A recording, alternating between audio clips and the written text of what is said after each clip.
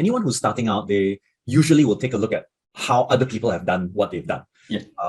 And they get inspired towards it, and then they get impacted by it, and then they want to continue that journey. It's a pretty standard cycle.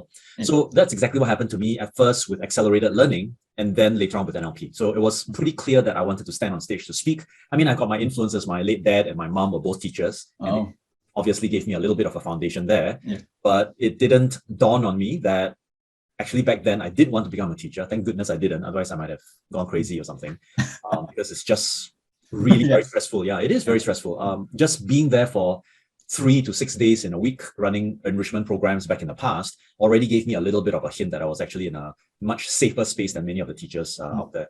So the long story short, I feel that it wasn't so much that it was like a dream. It was more like an awakening. So it's almost like you're walking through a very dark tunnel, and then suddenly you see, a light turn on, and then it's like, oh, okay, let's go and investigate there, because otherwise everything else is blank. And I suppose everything starts from there. When you turn and face the light, everything else seems illuminated, and that's where you choose your path. And of course, when in contrast, there's nothing else better other than to move towards whatever is already bright and light for you. The good news is that for me, I managed to turn some positive results, and that gave me that oomph, that boost to kind of say, hey, it works for me. I think it'll work for you too. And that's where it started to grow. It didn't help though that I was, it was good to have the head knowledge, but I didn't have the presentation knowledge back then. So it was a bit of a journey to kind of like acquire these skills, to model after other people. And it eventually became pretty clear that I was very inadequate. So the only time you can say that, oh, I don't know how to jump into speaking, you jump into speaking first, then you'll know that you don't know, right? Yeah. And then it becomes part and parcel of your day-to-day. It's like, okay, I don't know very much going on forward, taking the next steps. I really have no clue what's going on. And I start from that space every day these days, because the world is so uncertain, but it is a necessary part of maturity, in my opinion. To be fair, I didn't really even know what this was. It just felt good. And following what felt good led to making clarity possible, right? I didn't know that moving forward would do that, but I think one of the most important aspects in any kind of, whether it's a business, whether it's a passion, whatever, you can't just stop and learn, right? So a lot of people are in the rut now because they have always been learning so that they can do. But world is not like that. I mean, if we knew what to do with COVID, we would have learned everything about COVID like 20 years ago. Then we didn't know what to do now, but we don't. And that's the reality of the VUCA environment. You just have to move forward and figure things out along the way. And that represents a lot of risk. And that represents the difference between people who actually make it and those people who don't. It is an acknowledgement of what fear is trying to say to you. It is the recognition that there's something that's coming up that is perhaps a worry, right? So fear doesn't appear or manifest itself for no good reason. So surely there's something that fear was supposed to do for you, right? Maybe get you more prepared, maybe suss out the audience a little bit better, build rapport with them a bit. But fear suddenly appearing for no good reason doesn't happen. It really doesn't happen. So it is a manifestation of a part of an individual that is meant to do something. It's like, can you imagine just walking down the street and you're just window shopping, or you're just going to meet a friend for coffee, right? And then all of a sudden there's this huge pain that happens in your right leg. Okay. Then you go like, okay, maybe I should just stop walking. Okay, fine. But then what do you do after that?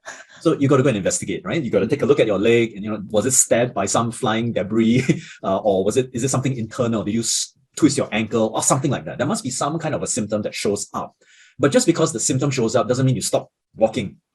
It's like, babies, they fall down all the time, right? So they try standing up and then they're unwieldy and then they fall down. It doesn't mean that the baby will kind of go like, oh, damn it, I'm just a failure. I think I'll stop walking for the rest of my life. It doesn't happen that way. So it happens that whenever we are encountering fear, it has a function, but not really the function that we know. The function of fear seems to be a message of a lack of preparation, or a message that we have to galvanize other resources, and that whatever we have right now is insufficient. But what most people tend to do is they tend to conflate that identity with the behavior. And then what happens is, oh, I am not good enough, or I'm inadequate, or I am not worthwhile. So that mixture, that conflation of the two different levels of thinking is usually what screws most people up. Entrepreneurs, teachers, I know a heck of a lot of teachers, coaches, they start off from the basis of I'm not good enough. And that's why they become such great coaches. Because if I'm not good enough, I'm more empathetic towards your needs, right? So when people are journeying on this pathway toward maturity, and I mean maturity from a personality standpoint, right? Your internal development is so strong that now you appreciate people who are different than you. So when a person experiences fear, the first mistake that they make is they stop doing everything. They don't listen to that fear, and they don't think about the outcome that is necessary. So the fear dominates, and as a result, the idea of the vision of the future, that 6-figure, 7-figure, 8-figure target that they have, is just a myth in their minds. Whereas when you think about it and you confer with fear, fear is saying, this is what you need to watch out for, but I'm just a messenger. I'm not the guy who's going to execute your moving towards the other direction. That one, you need to find confidence, you need to find energy, you need to find resilience in order to come and move you in this direction. So I'm just a messenger, right? If you want a bodyguard, find those other guys and they'll be able to move you forward. There are pros and cons. So here's the challenge with the current education system. It forces you to think so that you can do. But we know that in the real world doesn't balance out. And I'm quite a fan of balancing things out nicely. So you can't say that you don't think and just do, right? But at the same time, you cannot think for too long. And the problem with this is most people don't even have the forward momentum mechanism. So the thing about entrepreneurs, coaches, speakers, consultants, whomever who are in the space, in the field, how did they get to where they got to? I mean, look at Jim Rohn, Earl Schoff was his mentor, and he was Anthony Robbins' mentor. What did they preach? What did they talk about? Basically, it's like, have a vision, have a set of goals, plan your goals effectively, move forward, learn from feedback, and just keep moving. Now, that is not necessarily dogmatic, right? It's actually what makes the world go round. It's the fundamental truth. But there's a distinction between the people who listen to this truth, who are ready to receive this message, and then those people who are not.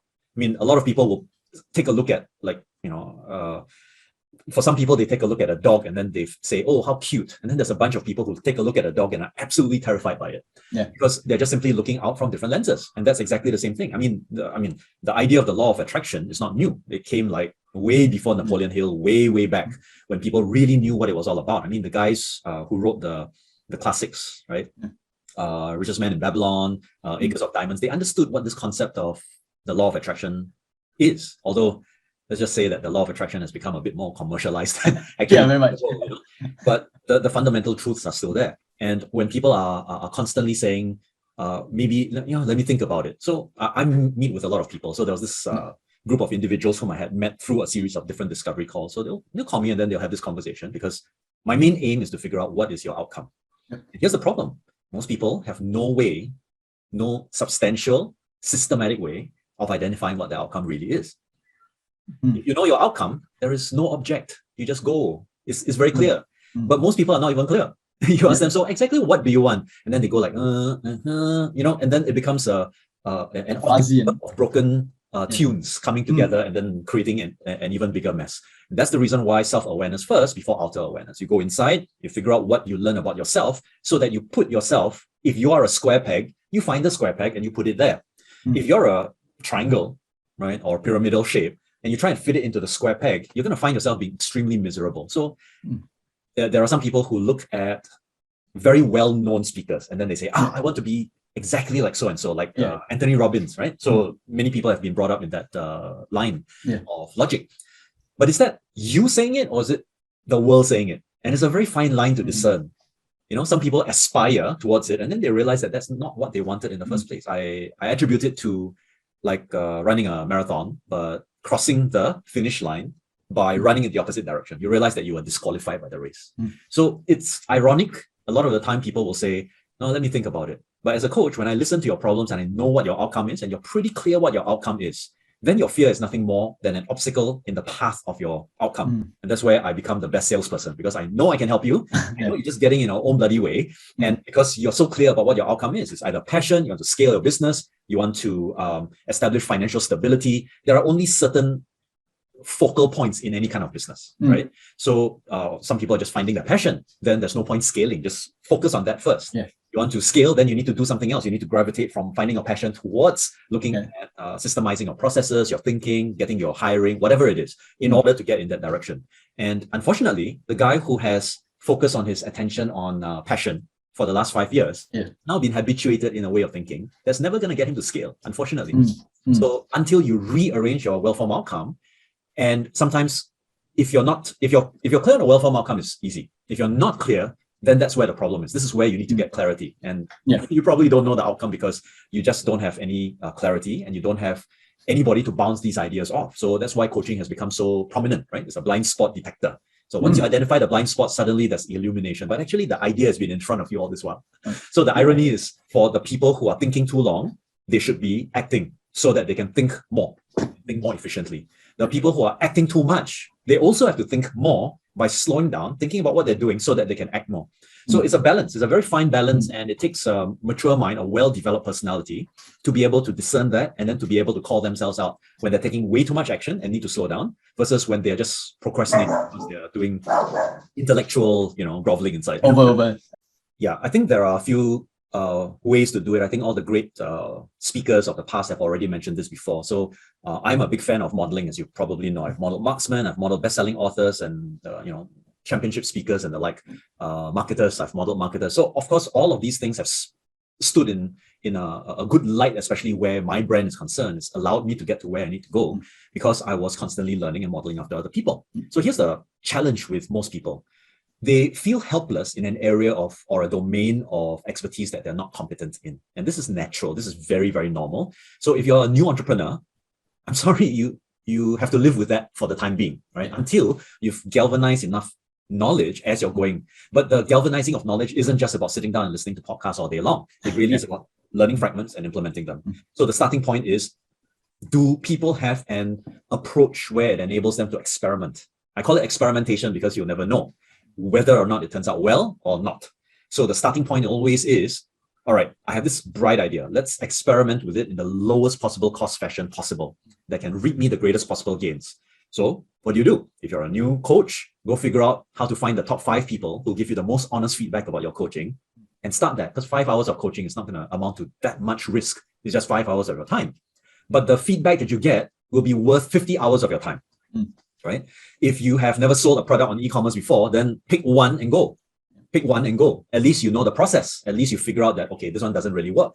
And then you're going to ask questions. Why did it not work? What was my assumption going into this market space compared with some other market space? For people who are consultants, they probably have got a lot of know-how, but what do they not know? I don't know how to approach the client. Good, great. Now approach one guy and figure it out. What makes the difference by attempting to hack that process? Right? That's where the average individual is scared to do, because you thought that the odds are badly stacked against you. And the truth is not.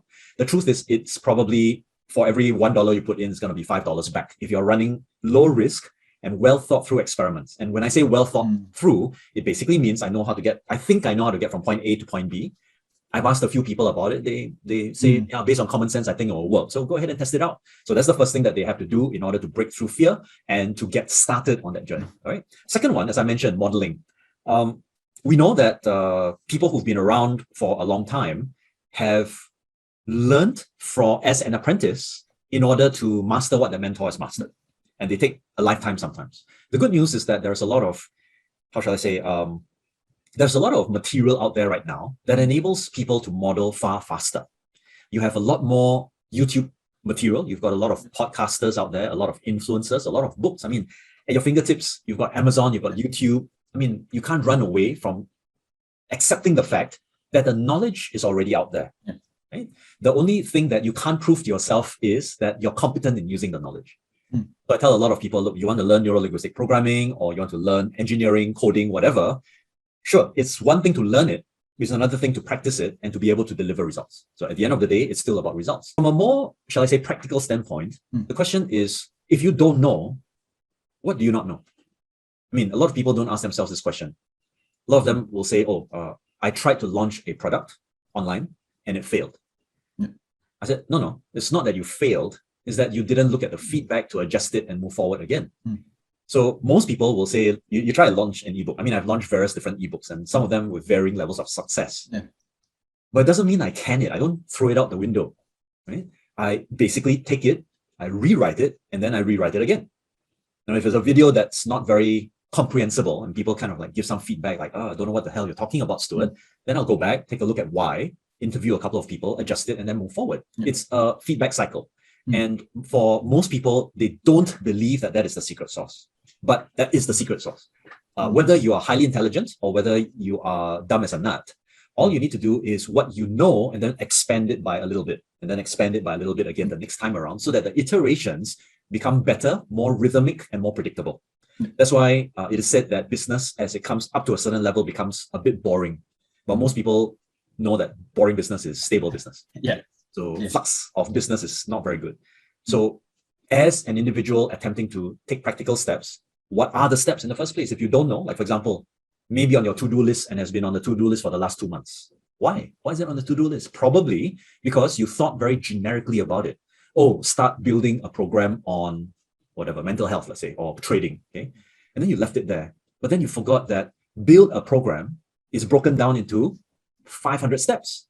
Like, okay, do my research, that's one piece. But even doing your research can be broken down on Wednesday, 12 to 2 p.m., read such and such a book, right? When you break all of these things down, it no longer becomes a mystery. But most people think that by writing something generic, it becomes like a magical thing. Oh, achieve a 6-figure business. Come on, you got to break that down and to make that so tangible that you don't have to think anymore.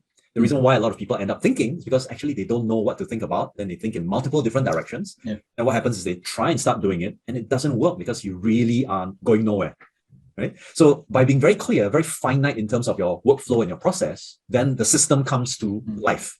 Then when you say, okay, I execute system alpha. System alpha works like a charm. It consistently produces these results. But if system alpha doesn't produce these results, then I got to go back and then do alpha prime by adjusting parts of the system so that it can produce the results. I need to figure out why it doesn't work. So that's the basis, the starting point. And the only way to do it is get the necessary information, get the necessary feedback, and treat it as a fact. So a lot of people get butthurt. It's like, oh, I failed. Oh my God, I'm terrible. I'm worthless. But that does nothing. It is true that you failed, but that's just a fact. The truth is, failure as a fact is better than failure as a personality trait.